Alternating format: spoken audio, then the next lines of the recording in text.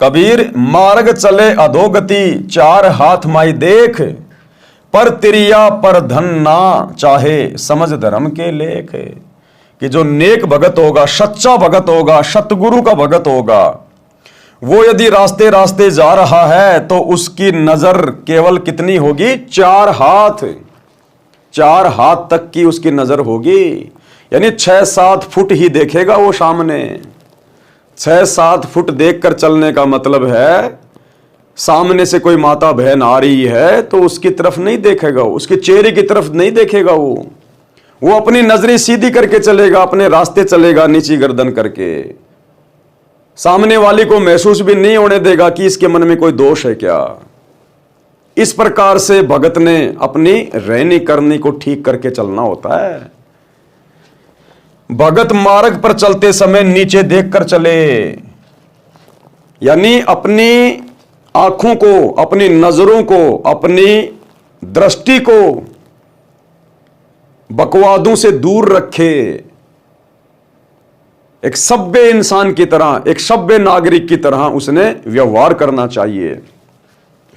भगत मार्ग पर चलते समय नीचे देखकर चले। भगत की दृष्टि चलते समय 4 हाथ यानी 6 फुट दूर सामने रहनी चाहिए। धर्म कर्म के ज्ञान का विचार करके पर स्त्री तथा पर धन को देखकर दोष दृष्टि ना डाले। हम जा रहे हैं रास्ते रास्ते, किसी की बढ़िया कोठी आ गई, हमने बार बार नहीं देखना उसको। बार बार देखेंगे तो काल प्रेरणा से मन में विचार उठेंगे, यार मेरे पास भी होनी चाहिए थी ऐसी कोठी। ऐसी कोठी बनाएंगे तो कितना पैसा लगेगा। तो काल फिर वो विचार ऑटोमेटिक शरीर में पैदा कर देगा।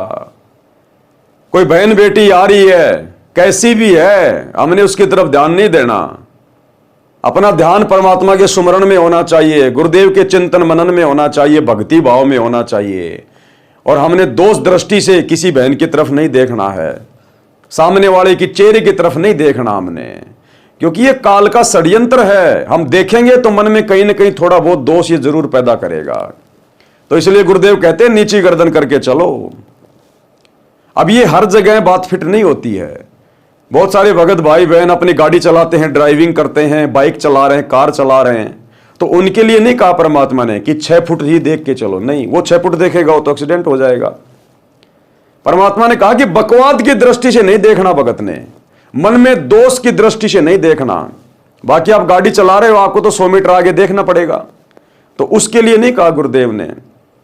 यानी जब भी आप किसी मां बहन की तरफ देखो, किसी पराये की संपत्ति की तरफ देखो, धन की तरफ देखो, तो आपके मन में बकवाद नहीं आनी चाहिए, आपकी नजरें बिल्कुल नीची होनी चाहिए।